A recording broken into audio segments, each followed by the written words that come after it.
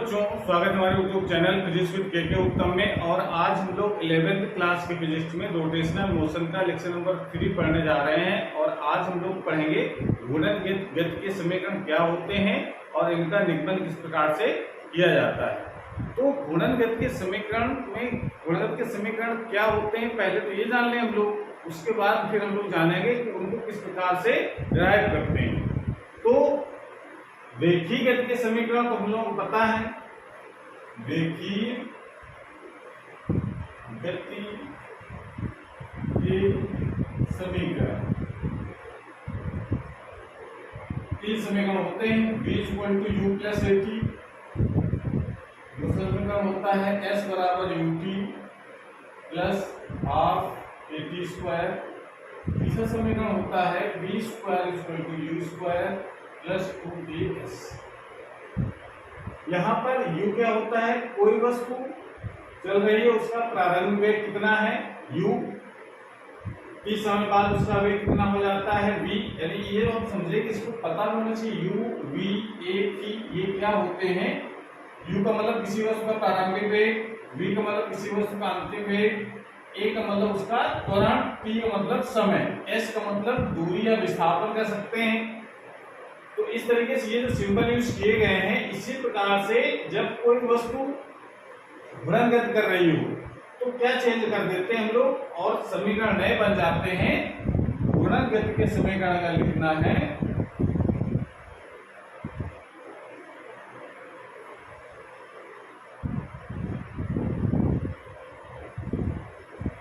पहला समीकरण क्या होगा, चेंज आपको क्या करना है, जो प्रारंभिक वेग है जिसको हम u से लिखते हैं वो किसमें चेंज करना है, प्रारंभिक कोणीय वेग में। कोणीय वेग कौन ओमेगा से लिखते हैं, प्रारंभिक से बनाया तो ओमेगा नॉट।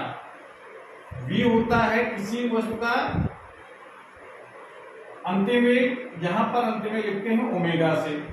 और a जो लिखा जाता है, a यहाँ पर होता है रेखीय त्वरण, और यहाँ पर आपको लगाना है कोणीय त्वरण, इसको अल्फा से लिखते हैं, ये कन्वर्ट कर देंगे। थीटा यहाँ पर s जो होता है वो रेखीय विस्थापन है या दूरी है, तो यहाँ पर हम लोग कोणीय विस्थापन शब्द यूज करते हैं, इसको थीटा से प्रदर्शित करते हैं। और समय जो समय होता है, समय में कोई चेंज नहीं करते, समय को t से ही लिखा जाता है। अगर ये चेंजमेंट कर देते हैं, ये हमारे रेखीय गति के पैरामीटर्स हैं जब कोई वस्तु रेखीय गति कर रही हो, और ये जो पैरामीटर्स हैं वो घूर्णन गति के समीकरण है। तो अगर ये चेंजमेंट कर दें इन समीकरणों में तो घूर्णन गति के समीकरण बन जाते हैं। तो क्या बन जाएगा, ओमेगा = ओमेगा नॉट, ये करना है omega = omega naught plus alpha t, पहला समीकरण बन गया। दूसरा समीकरण क्या बन जाएगा, theta = omega t plus omega naught t plus 1/2 alpha t², ये बन जाएगा। तीसरा समीकरण बन जाएगा ओमेगा² = omega naught square plus 2 alpha theta. ये कन्वर्ट आपको करना है, तो ये समीकरण 3 मिल जाते हैं। इस समीकरणों को हम लोग कहते हैं घूर्णन गति के समीकरण, जहां पर ओमेगा नॉट क्या होता है, कोई वस्तु घूर्णन कर रही हो यानी किसी अक्ष के परितः घूम रही हो, ठीक है ना, तो उसका प्रारंभिक वेग कितना है, यानी प्रारंभिक कोणीय वेग कितना है ओमेगा नॉट, अंतिम वेग कितना है ओमेगा, अल्फा है उस पर कार्य करने वाला कोणीय त्वरण, और t है समय, ठीक है। और इसी प्रकार से थीटा क्या होता है, कोणीय विस्थापन, ये आपको याद रखना है। ओमेगा नॉट ये होता है प्रारंभिक कोणीय वेग, प्रारंभिक कोणीय वेग। ओमेगा होता है अंतिम कोणीय वेग, और अल्फा है कोणीय त्वरण,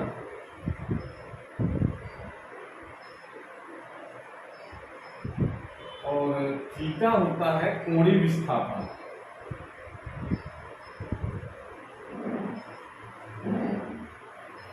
और t है समय। ये इनके नाम है।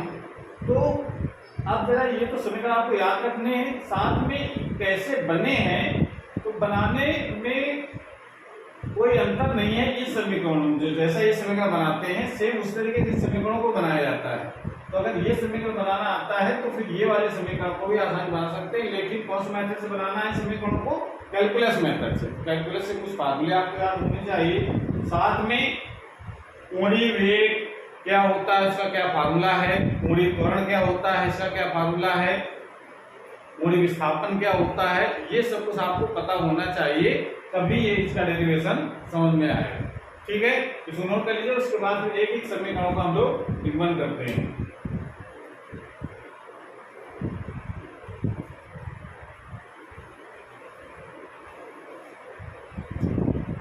पहला समीकरण हमारा है ओमेगा बराबर omega naught plus alpha T का निगमन।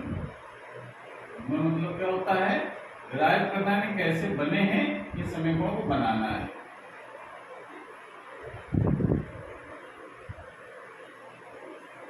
तो इन समीकरणों को बनाने के लिए सबसे पहले बात करते हैं कुछ इसकी भाषा भी आपको लिखनी है, क्योंकि समीकरण चाहे रेखीगत के हों चाहे घूर्णनगत के हों। अगर रेखीगत के समीकरण निगमन कर रहे हैं तो उसका जो त्वरण है वो नियत होना चाहिए, नियत त्वरण पर ही काम करते हैं। अगर त्वरण अगर वेरिएबल है तो गति के समीकरण चाहे घूर्णन के हों चाहे रेखीगत के हों समीकरण फिर यूज नहीं किए जाते हैं। तो हम इसकी भाषा भी लिख सकते हैं इसमें पहले, तो इसकी जरा भाषा पहले लिख लो। ये सभी कॉमन भाषा है, इसमें क्या किस प्रकार गति हो रही है। तो माना कोई पिंड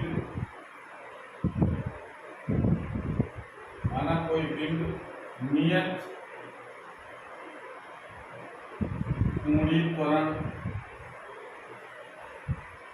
कोणीय त्वरण अल्फा से किसी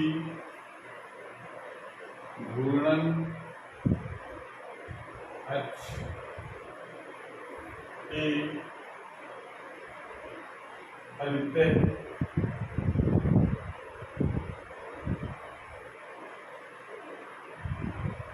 घूर्णन गति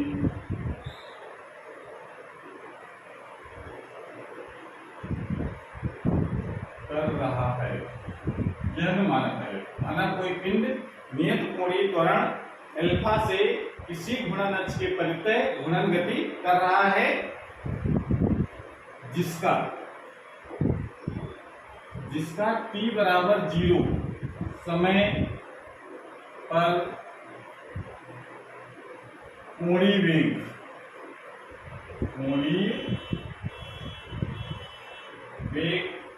ओमेगा नॉट, मतलब उसका प्रारंभिक जो कोणीय वेग है वो जब हमने गणना स्टार्ट की उसमें मतलब जब हमने गणना स्टार्ट की उस समय उसका जो कोणीय वेग है मान लेते हैं अल्फा नॉट है। अब चूंकि त्वरण कार्य कर रहा है तो क्या होगा, उसका कोणीय वेग लगातार बढ़ेगा और बढ़ते बढ़ते मान लेते हैं t समय बाद तथा t बराबर 30 समय पर, यानी समय 0 से बढ़ कितना हो गया t समय पर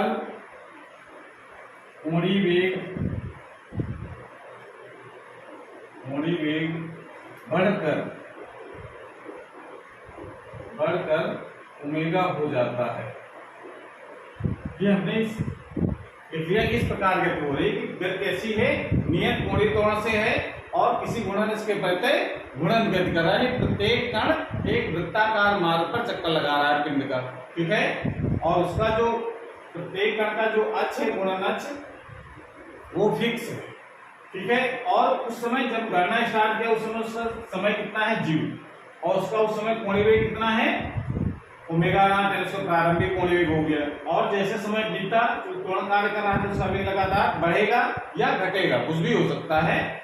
तो हम यहाँ मान चलेंगे जो त्वरण कार्य कर रहा है उसका वेग 30 समय पर बढ़कर कितना हो जाता है ओमेगा हो जाता है। ये लिख दिया। ये तीनों समीकरणों के लिए शुरुआती भाषा है जो लिखना है। अब जरा हम बात करेंगे पहले वाले समीकरण कैसे इसको डिराइव करना है। पहला समीकरण लिखते हैं नंबर 1 ओमेगा बराबर omega naught plus alpha T का निगमन। अब हम एक एक समीकरणों का डेरिवेशन करें। तो इस शुरुआत कैसे करेंगे हम लोग, ध्यान रखना जैसा देखी गति में हम लोग समीकरण डेरिवेशन किया था सेम उस तरीके से करना है। कि कोणीय त्वरण की परिभाषा से फॉर्मूला क्या बना था, omega is equal to alpha is equal to, alpha is equal to बना था डी ओमेगा अपॉन डी, यानी कोणीय वेग परिवर्तन की दर को क्या कहते हैं हम लोग, कोणीय त्वरण कहते हैं। जो काम रेखीय गति में त्वरण का है, जिसको हम रेखीय त्वरण कहते हैं, उसको ए से लिखा जाता है, वही काम घूर्णन गति में कोणीय त्वरण का होता है। ये कोणीय त्वरण कोणीय वेग में परिवर्तन करता है, रेखीय त्वरण रेखीय वेग में परिवर्तन करता है। तो मान लेते हैं कोई पिंड घूम रहा है तो उसका dt समय उसका कोणीय वेग में परिवर्तन कितना होता है, डी ओमेगा, तो कोणीय त्वरण कितना होगा, alpha is equal to D omega upon D. इसको क्रॉस मल्टीप्लाई करके हम लोग लिख सकते हैं D omega is equal to alpha dt। अब जरा दोनों क्या कर देंगे हम लोग, समाकलन, दोनों ओर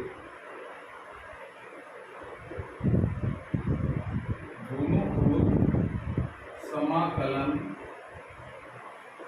करने पर कैलकुलस मेथड से आप डेरिवेशन करेंगे इन समीकरणों का, तो समाकलन कर देंगे, समाकलन का चिन्ह बनाएंगे डी ओमेगा, समाकलन चिन्ह बनाएंगे अल्फा डी टी।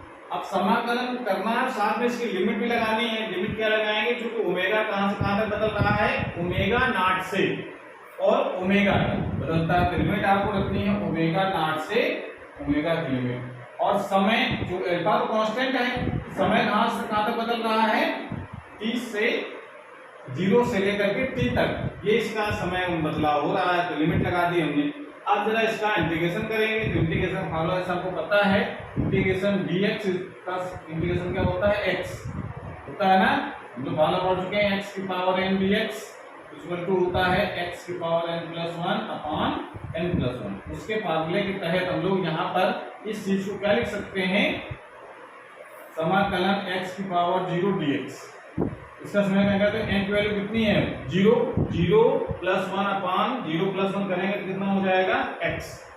अब x की जगह यहाँ पर ओमेगा है, ओमेगा का जब हम इंटीग्रेशन करेंगे तो क्या आ जाएगा, ओमेगा, ओमेगा का इंटीग्रेशन करेंगे तो क्या आ जाएगा, डी ओमेगा लिखा है, इसका इंटीग्रेशन क्या आ जाएगा, ओमेगा, और ओमेगा, और इसके बाद लिमिट इसमें रखना है आपको ओमेगा नॉट से ओमेगा, तो ओमेगा नॉट से ओमेगा की लिमिट लगानी है।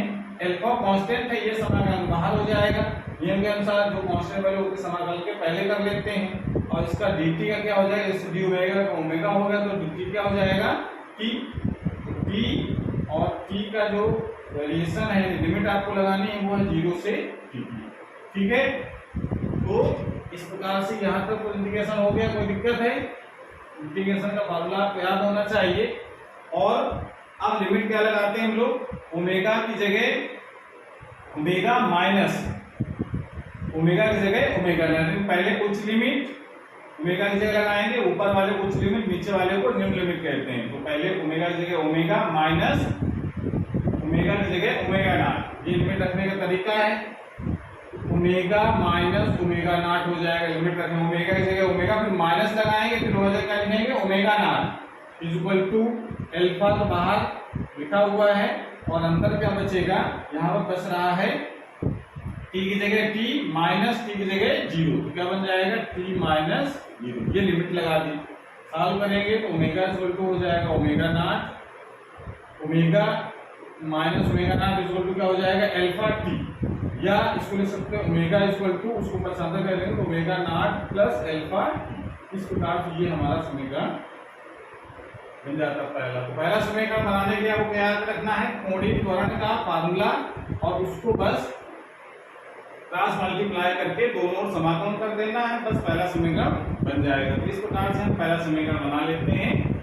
ओके, अगर वेग घट रहा होता है, समीकरण का यूज करते समय क्या ध्यान रखें, जब वेग घट रहा हो तब हम यहाँ पर अल्फा की जगह क्या लगाते हैं, माइनस अल्फा, तो यहाँ पर ओमेगा नॉट माइनस अल्फा। ठीक से बस कोई पहिया है घूम रहा है और धीरे धीरे उस पर मंदन काम करने लगे, उसका फोर्स ऐसा लगाया जाए जो उसके वेग को कम करे, ठीक है ना।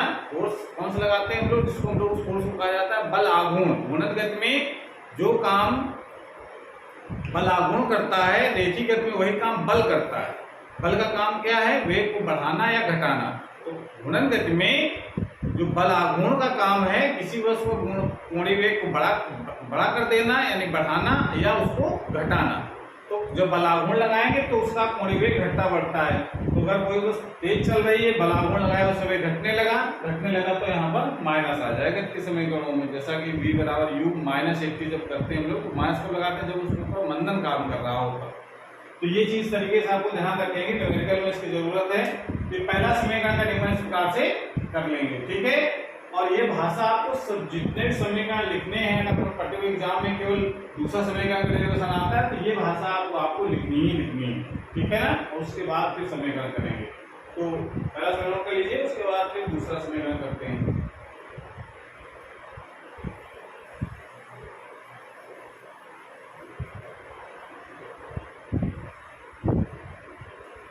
दूसरा समीकरण है हमारे पास theta is equal to omega naught T plus 1/2 alpha T square. इसका निरूपण करें।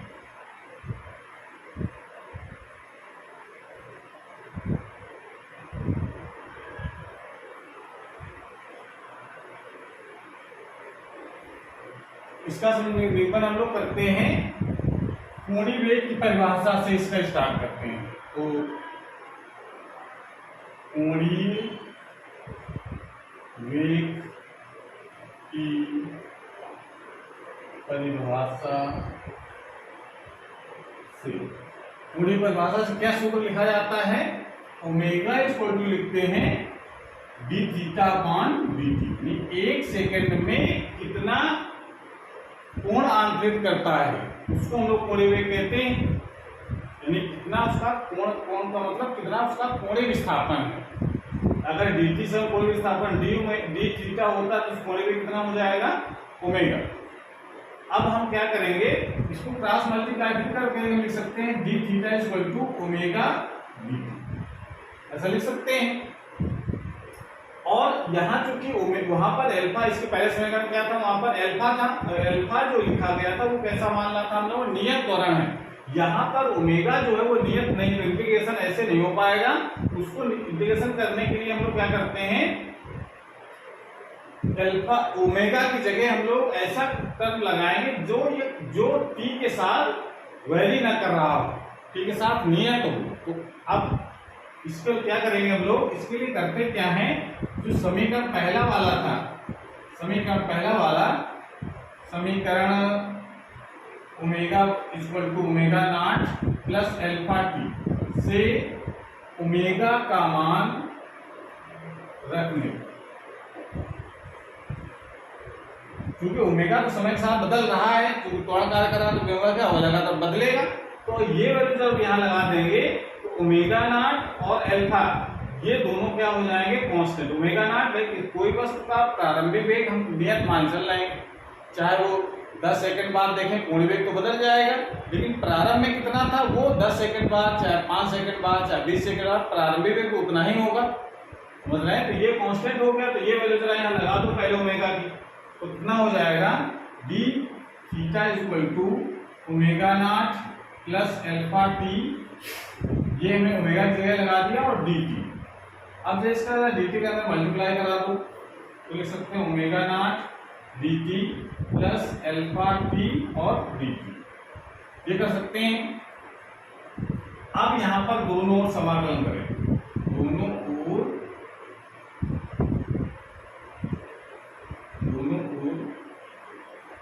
समाकलन करने, तो समाकलन करेंगे तो साथ में लिमिट भी आपको लगानी है। समाकलन तो कर दिया हमने डी थीटा, यहाँ समाकलन कर दिया तो omega naught D T plus omega plus समाकलन अल्फा टी डी टी, ऐसा लिख सकते हैं। लिमिट भी लगानी है आपको, कहां से कहां तक वेरिएशन है। तो थीटा का जो मान है, मान लीजिए जब उसका t बराबर 0 पर जो कोणीय वेग था ओमेगा नॉट, उस समय जो कोणीय विस्थापन है वो कितना है, 0। इस समय जब प्रारंभ हुई उसमें कोणीय विस्थापन कितना है, 0। जब समय बदला कोणीय विस्थापन बढ़ता गया और कहां तक पहुंच गया, थीटा, ठीक है ना। ये इसका वेरिएशन है 0 से थीटा, ये समय। समय कितना कहां से कहां तक, dt क्या है, समय परिवर्तन, तो dt क्या हो जाएगा, 0 से t का समय है बदल रहा है, यहाँ भी dt है तो ये 0 से t की लिमिट यहाँ पर लगा देंगे। ओके, अब समाकलन से करेंगे तो थीटा क्या हो जाएगा कि थीटा का समाकलन होता है थीटा, लिमिट आपको रखनी है 0 से थीटा की इक्वल टू ओमेगा नॉट, ये तो कांस्टेंट हो गया, इसको बाहर, dt का समाकलन क्या हो जाएगा t, और लिमिट लगा देंगे 0 से t प्लस अल्फा, तो कांस्टेंट ये बाहर हो जाएगा, और t का समाकलन जिसे x की पावर n dx होता है, तो उसको हम लोग क्या करते हैं, n की जगह वैल्यू लगा लेते हैं जो पावर होती है, समाकलन समझ रहा है यहाँ पर x की पावर n dx समाकलन क्या बताया अभी हमने, x की power n plus 1 upon n plus 1, n कितना है यहाँ पर, पावर देखो x की जगह t है, पावर यहाँ पर कितना है 1, तो 1 प्लस 1 कितना हो जाएगा, अगर यहाँ n इक्वल टू अगर हम 1 रख देते हैं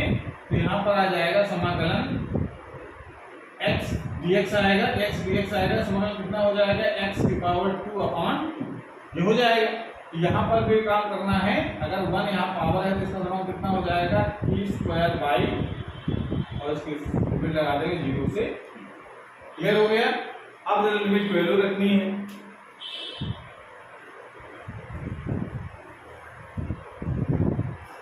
लिमिट की वैल्यू रख दो, तो पहले उच्च लिमिट माइनस निम्न लिमिट, पहले उच्च लिमिट फिर निम्न लिमिट, पहले इसमें आपको क्या रखना है, थीटा की जगह theta minus 0 equal to omega naught, ये तो कांस्टेंट है, समय कहां से बोला 0 t से t माइनस 0 है, पहले उच्च लिमिट माइनस निम्न limit plus alpha t, t की जगह क्या रखेंगे, पहले t, तो t square by 2 minus 0 by 2 मतलब 0, ये हो जाएगा, यहाँ पर हो जाएगा theta equal to omega naught t plus 1 by 2 alpha t square, ये करने से बच जाएगा, सॉल्व जब करेंगे तो ठीक है, अल्फा t स्क्वायर बाई 2 है तो उसको लिख सकते हैं 1 बाई 2 अल्फा t स्क्वायर, तो इस तरीके से ये दूसरा समीकरण हमारा निकल आता है।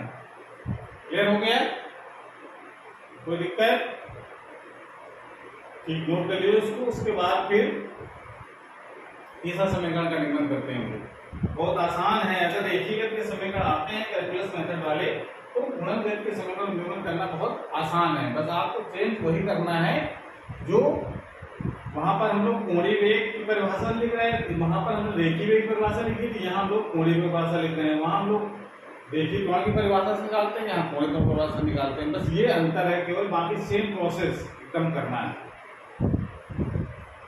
नोट कर लिया,